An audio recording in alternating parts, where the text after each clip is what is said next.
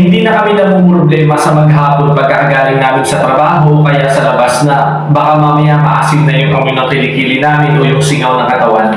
Kasi simula nang gamitin namin yung niacinamide Tawas soap guys, talagang hindi na maasim yung amoy ng aming pawis at saka yung kilikili namin. Natanggal yung amoy na maasim. Papawisan tayo syempre pero yung amoy yung asim na wala talaga. Halos 1 week na namin ginagamit. Ganito siya guys, ang nakasilid siya dito pagka binuksan mo itong ating niacinamide.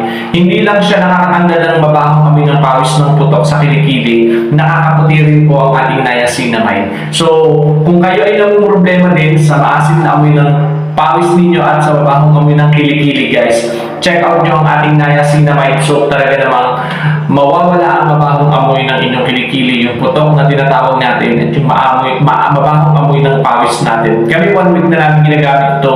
Hindi nyo kailangan hintayin yung 1 week guys. In pagkaligo